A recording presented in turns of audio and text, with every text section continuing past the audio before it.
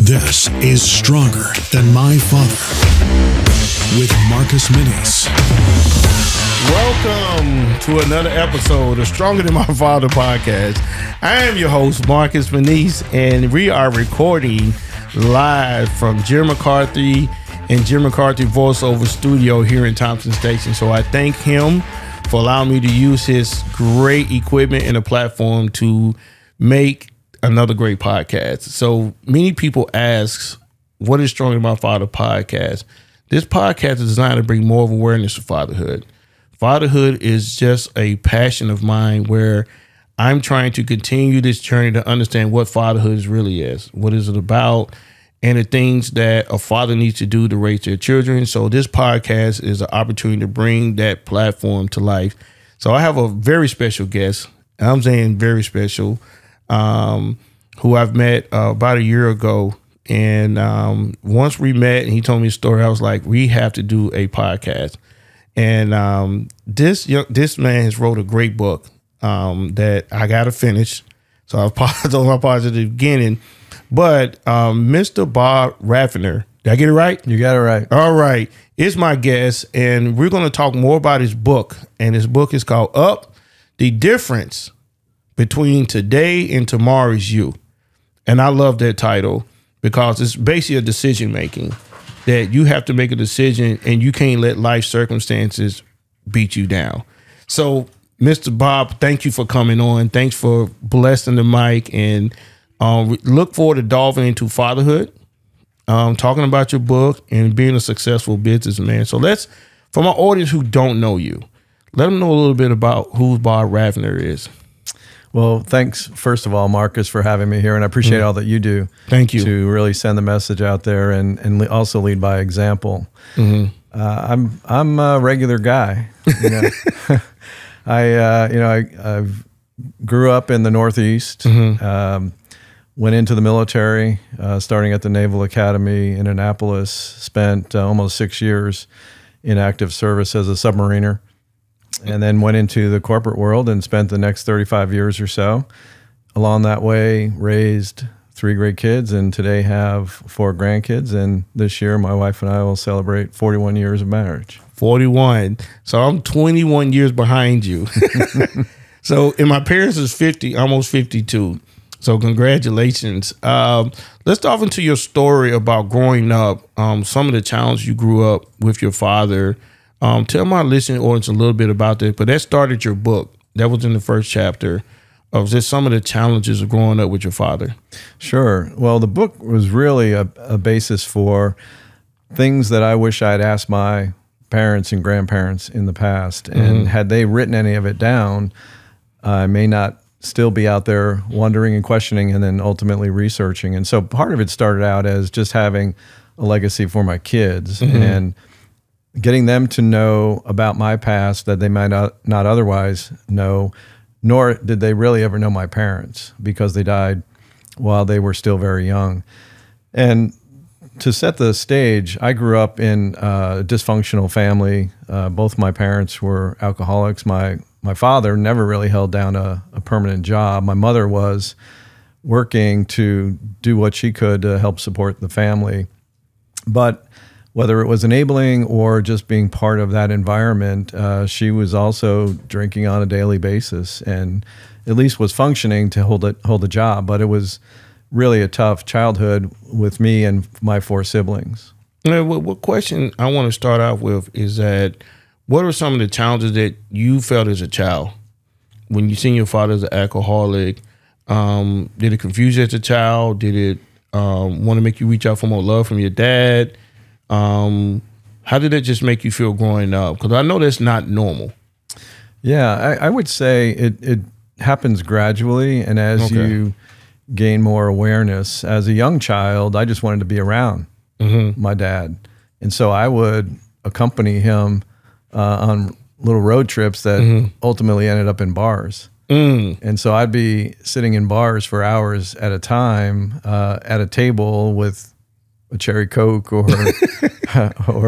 some other soft drink while he was drinking at the bar. And that became very lonely very fast. But at the same time, there was always that desire to be around your father, to be loved, and to see what he is doing. And because I think as young kids, we all try to emulate our fathers as young sons. And I think the same is true with girls and their mothers. And so I didn't really fully start to appreciate it until I was about 10 years old, when I realized for the first time that we were leaving my grandparents' home. And the reason we were leaving there, we had gone to live with them, and I'd lived with both sides of my grandparents for a time.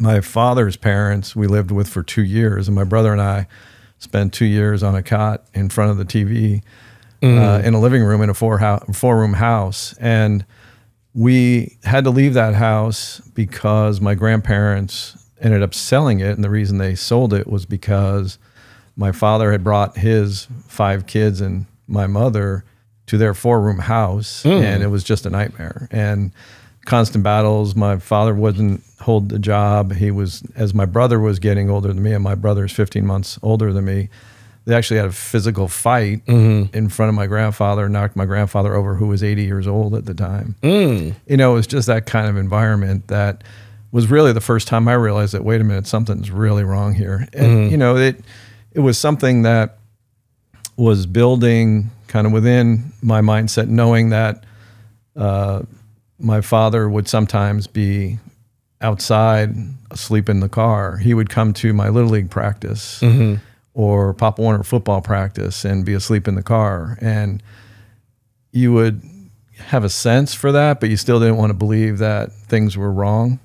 And that leaving that house was now at that time like the fourth different place we lived in by the time I was 10. And by the time I was 18, we lived in 9 different places. And when I was 15 years old, we had lost another house, and my siblings and I were all split up among friends. And so in technical terms, pretty much homeless at that point. We all had to live with friends because there was no home under one roof for all of us. Now, I don't know, when we had coffee, did you tell me, did your father have his father growing up? Because I don't know what alcoholism, because I don't know a lot about it. I just know that people drink and they'll get drunk. But I would sense that's a learned behavior. So did your father have his father growing up, or because what did he learn his identity, his manhood from? He did. And when my grandfather, his father, lived until he was in his mid-80s. Yeah. So lived a long time. But he was a longshoreman on the docks of New York. And, you know, in those days, that generation grew up through World War I, the Depression. And, that's right. I mean, it was constant work. And, you know, in those days, they're working for pennies at a time just to make a living and keep a roof over their heads. And I heard from my father's brother, who was 5 years younger than him, and a wonderful man, that my father was always a little bit of a rebel, a little bit of a wild card. He, as I've researched the past, and kind of one of the reasons why putting things on paper and leaving them for others makes a difference, I found out through research on my own that he was involved in a top secret mission in 1942 before he ever joined the military. And after he came back from that top secret mission, enlisted in the Navy in World War II. But those are things that parents and grandparents of those generations never really talked about. And I think it was just too much emotion involved, or not to talk about it, or did you just kind of suppress it and move on? Well, what's unfortunate about the dysfunctionality and alcoholic environments is people begin to put shells around themselves and distance themselves from the problem. Oh, okay. Because it's just too painful to live in the moment and be part of the drama that goes on an almost a constant basis. I mean, I can't remember a night where when my parents were under the same roof where they weren't fighting about one thing or another. So you learn those kinds of things very early, and you just want it to stop, but you don't know how to stop it. You don't know how to get away from it. And then as you get older, that's where people start to diverge, and they go in different directions. And depending on who they follow and who they look up to, really leads to the direction they start to follow. Well, as you're growing up and you seeing all these different changes, you said as a child that you knew something wasn't right. In my experience of working with young kids is most kids that see that kind of environment and violence usually end up the same way. What made you decide that's not the route you want to go with your life? After seeing some of the things you saw as a child, what made you decide I want to do something different? Well, I was fortunate, and I think when you look at youth, they're going to go in the direction where they're welcomed, where people are going to put their arms around them, encourage them, feel the love, feel the acceptance, and that's just natural. Okay. And fortunately for me, that walk took me in the path of great teachers and coaches from early in my childhood throughout high school that I think really helped shepherd me moving in the right direction. Mm-hmm. So my release, my outlet from getting out of the horrendous environment under our family roof was to put my energies into academics and athletics. And I was fortunate to have great teachers and coaches that saw potential in me and gave me that open avenue to pursue those dreams that otherwise may not have ever come about.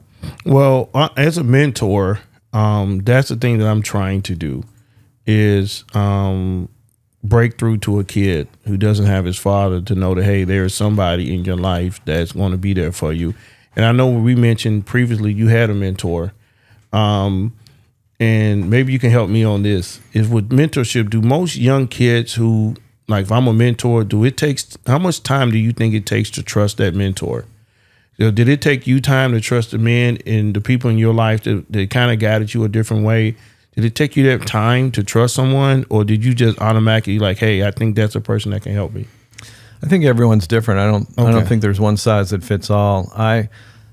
For me, I saw pretty early that to be open-minded, to be willing to be coached or mentored, had as much to do with it as those who were willing to put their arms around me and say, yeah, you've got potential, you can do some things. And they never really said it outright, but you knew they were in your corner.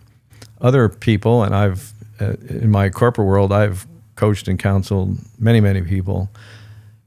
Depending on their background circumstances and their mindset, it may take people sometimes longer, where they've been mistrusted or where they felt like they had lost the trust of people so many times. That's where that shell begins to build up again, and it takes longer to break it down. So it really depends on where they've been, what their circumstances are, and how willing they are to open up to others. Well, for you having your mentor, do you have like a favorite mentor that he was the one that really gave me the path where I'm going down now?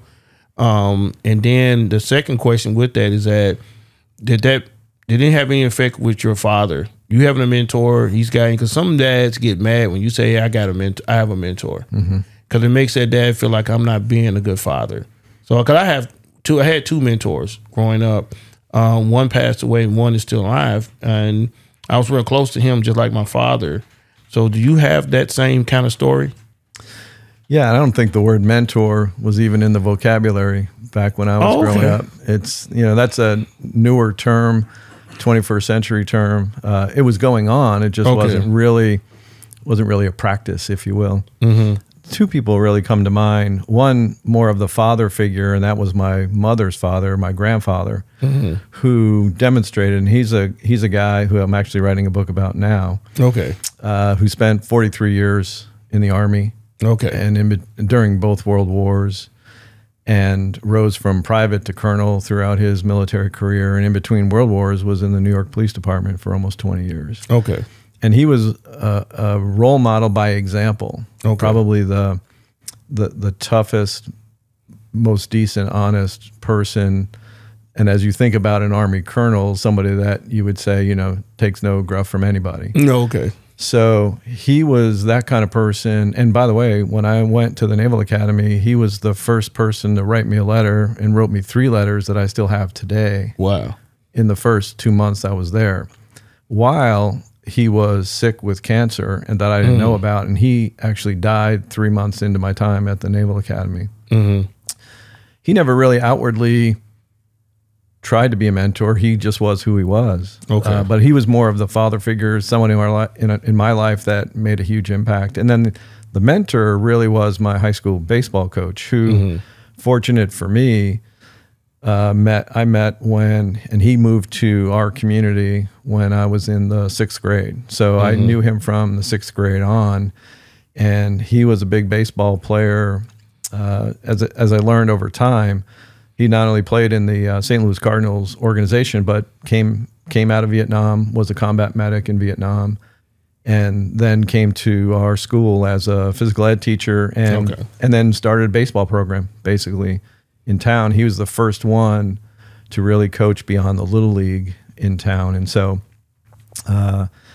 he and I developed a relationship and he is another one who saw the potential in me, and I was open to the coaching. And over that 6-year period, he did a great job of being a role model for young kids like all of us in school as teenagers and through high school. And he's probably the single biggest reason I was able to get an appointment to the Naval Academy, not only because of his encouragement, because he made me a better person, a better ball player.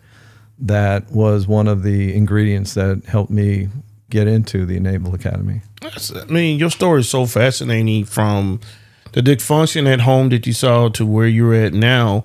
For my audience, as we continue the story, first of all, what made you go into the Naval Academy? And then the second question is, how did it help with your development as a man, going into manhood, becoming a man? How did the Naval Academy help you with that? Well, the Naval Academy was almost by accident. Okay. While I was probably open to the concept, because I did have a long lineage of folks in the military. Not only my grandfather, my father served in the Navy. My father's mother was one of the first women ever to serve in the Marine Corps. Oh. She was one of only 300 women in the Marines during World War I. Now, your mother? Your grandmother? My grandmother, my father's mother. Yeah. But when you talk about putting things on paper, I found that out in a casual conversation about a year before she died. Nobody ever talked about it, never knew about it, and what a fascinating story. I ended up writing a short story about it so I could document her legacy. Okay. But for me, no one in my family had ever graduated from college before. I knew I wanted to go to college. Certainly my teachers and coaches were encouraging me to go down that path. Yet something like the service academies always seemed beyond my reach. And when you think about my brother, who's an integral part of the book, it was actually through one of his teachers at another school who was a recruiter for the Naval Academy, who had known me through my athletic experiences in our town, and approached me really in September of my senior year and said, hey, I know you, I've seen you in action. I think you'd be a great candidate for the Naval Academy. And that's when it all started. So it really wasn't something that I was set on doing. Yeah. But what I would tell you is I believe as I moved from adolescence to those teen years and then into young manhood, the Naval Academy and the Navy, I think, really gave me a start in life, because I had no contacts, no connections, no money. I didn't come from one of those legacy families that knew all the right buttons to push. I had to start from the beginning. And so it was a learning journey the whole way. Well, that's one thing that I really like about your story, is that you didn't really let anything stop you. You just kept moving forward. And how many years was in the Naval Academy? Well, it's 4-year college. 4 year, okay. And then you owe a 5-year commitment into the naval service after that, either in the Navy or the Marines. Okay. I appreciate that. When we talked earlier, you said that you've been married for almost 41 years. How did it, my cliche is breaking the cycle. That's just my cliche of what fatherhood is. And so you didn't see a great role model growing up. At the Naval Academy, you get married and married life. My question is, how did you find a way to break the cycle? To say, I'm not going to be what my father was. Well, you could say I learned through experience. Okay. So I grew up in that environment and didn't want to repeat it. Okay. Didn't want to have anything to do with it. And I think, and others have said that we learn the most. We learn the most through our experiences, and success is a horrible teacher. And so when you, man, that's deep. When you think of things that motivate you to do something else, it's growing up in that environment to know enough to say, I don't want to be in this world for the rest of my life. And how can I best get out of it? And had enough wherewithal and enough encouragement to work hard to find a way out. And that's one thing that, doing what I'm doing, and I'm trying to teach people, young men, that you don't have to repeat the cycle. You can you can make change in your life. And sometimes I feel like I'm talking to no one, because it's, most kids are listening to me at the beginning, and then they go into teenage years and they start going a different direction. And I was like, what did I go wrong? But I think it was my third podcast. One young man who was on it told me, hey, I did go in the wrong direction, but some of the teachings that you taught me, I tried to continue to do those teachings. And so that, that gave me some encouragement, because, being a mentor is very hard, because you're trying to help someone who's already broken and upset because their father's not in the home. And that's why I'm glad you was able to come on the podcast to show that fatherhood really matters. You raising your kids, and that's the thing that me as a dad, my father told me the other day, he said, don't do everything I taught you, because I'm trying to do exactly everything that he taught me, because that's the only direction that I know as a man. So you have a son, right? Son? I have a son and two daughters. So what are some of the skills? What are the ways that you raised them? Because you say you're breaking the cycle. What were some things that you put in them to, put them in position to be successful now? Well, the first thing I would say is part of my learning through writing the book really, for the first time, helped me zero in on how me, why me versus others. And I began to realize that all these people that helped me along my life made me realize that anybody can be a mentor. Okay. Anybody can, and everybody does have an impact on individuals. Part of what I've taken the book and turned into more of a presentation around thriving in the face of adversity. And when people can demonstrate that they care about you and are involved in your life and are looking out for your best interest, that can open a lot of doors for people. Now, people have to be willing to walk through those doors. Exactly. Yeah. And it doesn't always work, but that doesn't mean you stop trying to do it. With my son, and really with all my kids, I pretty much coached every one of their sports teams growing up. So if I put it on paper, it's well over 50 teams I was a coach in. And what I realized doing that was, while it was easy working a busy schedule, big jobs, busy jobs, it's easy to make excuses to say, I can't do this, that, or the other thing. And by being a coach, it kind of gave me accountability to say that, hey, I have a responsibility here, and I need to be there. Now, I might not be there 100% of the time, but I'm taking an active interest in kids. Notice that. Yes. And that's time with them. And so while others might have, hey, I've got the time at home to help you with your homework or whatever that is, I made it a conscious effort, and especially since I played sports growing up, and sports and coaches made a huge difference for me, that I was going to be part of that as well. And I tried to be a positive role model, not just for my kids, but all the kids on the teams that I coached. And some of them kids on the teams, they look up to you as kind of like a father figure. And I've heard different stories time and time again, and saying my coach was there, my father wasn't there, but my coach was there. And that's what I tried to do. I went to one of my young, stronger sons' football game on last Saturday. And I asked his mom, I said, is this dad ever going to show up? And she just shook her head. And I said, that ain't right. His daddy's supposed to, so I know I live in a crazy world, Bob. I clearly know that. I just know in my mind the father's supposed to be there. So I want to get into your book, because I get emotional about the fatherhood. I want to talk about your book. The title is so strong.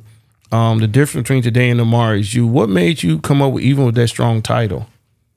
Well, I do believe, and look, I'm God-fearing, church-going like a lot of people, but at the end of the day, you have choices to make as an individual, and you can choose to be a victim, you can choose to be angry, you can choose to lash out, or you can choose to open up and allow people in and accept the help that people around you are willing to give. And that's why I believe that no matter what else is outside your circle, no matter what's in your environment, you have the choice to make a difference for yourself. And it's how you decide to allow people in, follow the right courses of action, get involved in one thing or another. It really depends on you. I think we face too much victimhood today, where people just say it's everyone else's fault. Yes. And I don't have this, and I didn't grow up with that, and I didn't have any of it. And I'd be the first to say I didn't do any of this on my own. There were a lot of people helping me along the way, but at the same time, I had to be willing to accept that help and learn from that help and follow that path. And so that's why I think I truly believe the difference between today and tomorrow is you, because you have a choice to make. Exactly. And you can wake up mad, and you can wake up angry and wake up doing destructive things, or you can wake up with a positive mindset and do constructive things and do positive things that are not only for yourself, but I get as much enjoyment out of helping other people. And one of the things that gave me the greatest pride in my corporate world was helping others achieve their own career goals and aspirations. Well, your titles in Step Up really hit me. Believing in yourself, the Maritime Strive. The one I want to talk about is two things in your book. Well, really three. I hope we have enough time. Believing in yourself. Explain more to my audience, but why you put that chapter in. I feel like I understand about believing in yourself, because you have to be able, you have to believe in yourself. Like me doing Strong in My Father, I had to believe that that's something I could do. I had to believe in myself before anybody else believed in it. But what made you put that chapter in the book? Well, because if you don't believe in yourself, nobody else will. Yeah. If you're constantly denigrating yourself or denigrating others or putting the burden on others about who you are, you're almost halfway lost the battle. Okay. And so you've got to start with, I'm going to be the best person I can be. And if I can believe in myself, I can believe in anything else I can do going forward. And so it has to start with personal self-confidence. Exactly. It took me a time, and I've been doing, I can't keep saying what he's doing. Strong in My Father has been operating for the last 10 years. And I had to believe in myself when other people didn't believe in the mission anymore. And that really, I think it drove me almost to a bit of insane, because I was like, I'm never going to let nobody tell me that I can't do something. I can't do anything. And I just pushed myself hard. My wife tells me the other day, she said, last night was the first time I seen you sleep in peace. It was right after the golf tournament. And I was just like, I didn't know I was sleeping any other kind of way, but I just pushed myself to believe that I can do anything. The next one I want you, because our time is wrapping. Oh man, Bob, we got to do this again. Is two other tabs I want to talk about is chasing the dream. What dream were you really chasing, and chasing the dream? Well, I truly believe that everybody ought to chase their dream. Mm-hmm. And the reason I say that is because my dream growing up was to play for the New York Yankees. Are you a Yankees fan? I am. I'm a Red Sox fan. This is not going to be a good rest of the podcast of that. Okay. Well, so, and why I say that, wanting to play for the New York Yankees started me playing stoop ball by myself when no one else was around. Mm-hmm. Started me playing stick ball. Started me thinking about excelling in sports. And by doing those drills, really, as a young kid, didn't realize that that was really helping my hand-eye coordination and starting my development, even if it was on my own without any coaching. So that led to me playing as much as I could, and through my high school years, helped get me to the Naval Academy. So baseball, wanting to play for the New York Yankees, and baseball helped me get to the Naval Academy. I went back. on active duty as a coach at the Naval Academy. And as an assistant coach, the Yankees would always pay for West Point and the Naval Academy to go to spring training at the Yankees training camp. Oh, okay. So while I never got to play for the Yankees, my dream to play for the Yankees helped me not only get to the Naval Academy, my career in the Navy, and my coaching is what helped land me in corporate America. Because even though I was a submariner, engineering background, my job as a coach, boxing instructor, and recruiter is what landed me in corporate America. And so my dream to play for the New York Yankees may not have gotten me to the Yankees, but it helped me get to where I am today. Well, your corporate resume is huge. And I was reading that, and I was just like, wow, how did he get here? How did he get here? But the last chapter that I want to talk about, because I've done it, and I've heard a lot of motivation speakers say, is that you got to take a risk. You got to take a risk at whatever you're trying, like podcasting. I took a risk doing this. No formal training. I know sometimes it sounds funny. When I get on, I may forget a word here, might not say the right word, but I took a risk at doing it and just saying, hey, you know what? If it can help somebody, if it helps one person that listened to our episode, then I feel like I've done my job. Why did you put that chapter in your book? Or do you have any examples of some risks that you had to take? I think every day of my life is a risk. I agree with that. I think, like I said earlier, success is a horrible teacher.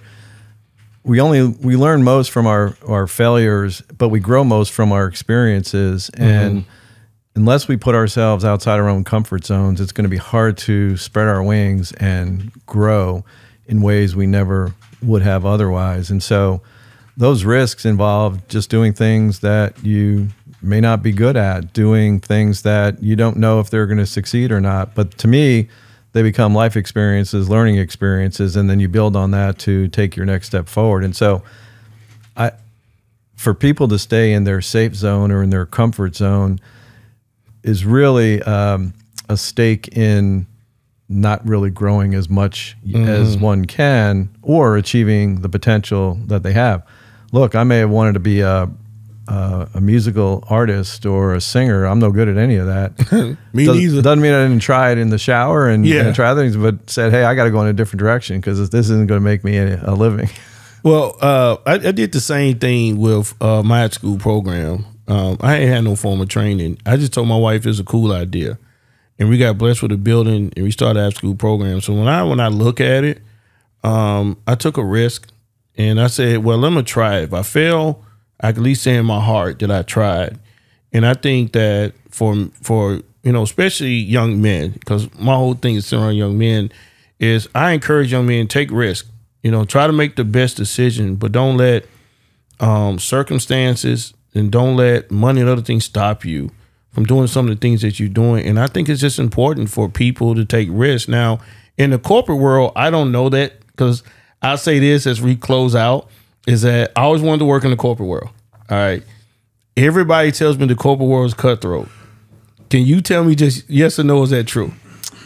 I don't think it is. I think you're the first person that ever told me that. I don't think it is. I think it's all about perspective. I think it's a competitive environment. Okay. But life is competitive. And the one thing I'd say to people is don't leave anything on the field. I mean, don't go through life wishing you had done something that you didn't try. I don't like it when people say woulda, coulda, shoulda. If you want to try something, if you want to be something, if you want to do something, try it. And if it doesn't work, learn from it and move on to the next thing. Well, that's what I'm doing with this organization, is still trying, still inventing, still trying to be the best version of me. Taking risks is scary at times, but I want to continue to try to spread the word of fatherhood. That's just my heart, my passion. I feel that a lot of the issues that's going on in this world stems from the father. A lot of people debate me on that. But I just, for me as a man and as a father, I want to be the best version of my kid. My kids to see the best version of their dad, because with my oldest 14-year-old, he sees he's a split image of me. And that irritates the life out of me, because he's a split image of his father. But it's just a journey that I feel like I'm on. I'm on seeing him grow and him develop. And then when I see all the things that you're doing, the traveling you're doing, everything you're doing now, you put yourself in position to do that. And that's the thing that I applaud you on and I admire you on. It's like, man, Bob's traveling. Bob does everything you want to do because you made some great decisions and you didn't let your circumstances stop you. So I want to say, hey, man, I'm watching you. Because I like watching successful people, man. I really like watching people who take their next step. And now you're enjoying, is it semi-retirement or fully retirement now? Yeah, I would just call it a new chapter in life. So no retirement, just new chapter. Just new chapter, writing. I'm involved in the community. Yes. I think there's always opportunity to give back. And while I've tried to do that throughout my life, I told my wife I can't be on permanent vacation. Okay. I would love permanent vacation. I would take that. It's not my nature, but it's things. I do want to travel. I told my wife, I want to be in position to travel a lot more and see things in this world. But to wrap it up, any father that's listening to this podcast, what would be some good advice if they're struggling being a dad? What would be your final advice for them? Just be present, I think. And being present in my world was, it may sound tactical and impersonal, but putting it on the calendar. Yes. Making it a priority, not putting it secondary to other things, because being a father and the kids that we raise has got to be a priority. Mm-hmm. And even if those who are without their fathers or don't have sons to raise, we can all be positive influences to all of those around us, and just so be a shining light and a positive influence to the people you encounter. And one last thing that was strong, that can help me. You have 41 years. What are some good marriage tips for married couples that could be struggling? Never give up. That's it. Never give up. I'm going into 22 in June, so you are right. Never give up. Never, because marriage is 50-50, man. My mother told me, hey, marriage is like rolling the dice. Sometimes you win, sometimes you lose. But I feel like God blessed me with a good person who can put up with me. So, Bob, I really thank you for coming on. Please buy his book. Please buy his book. This is a great book that I have to finish, because now it's opening my eyes to things, to push myself and to believe in myself. And I know that tomorrow's change only comes to what decisions that I make. And it's not going to be easy decisions. I know it was challenges working in the corporate field. The corporate world. And I know, but you found the way. You just look so cool every day I see you. Like there's nothing bothering you. But I appreciate your time and your friendship and believing in what I'm trying to accomplish and do. So thank you so much, and I really appreciate you coming on my podcast. Yeah, and they can find that on Amazon. Please buy it. Please buy on Amazon, and thank you so much. And a great read that I will finish, and I will text you. Well, we'll have coffee, and then we'll dive more into it. Right. So thank you so much for listening to another episode of Stronger Than My Father podcast. You can listen to this episode and previous episodes by visiting our website at strongerthanmyfather.org/podcast. Thank you so much. Always a pleasure to get on the mic. Thank you, Bob, again. And God bless you, and see you on another episode of Stronger Than My Father podcast.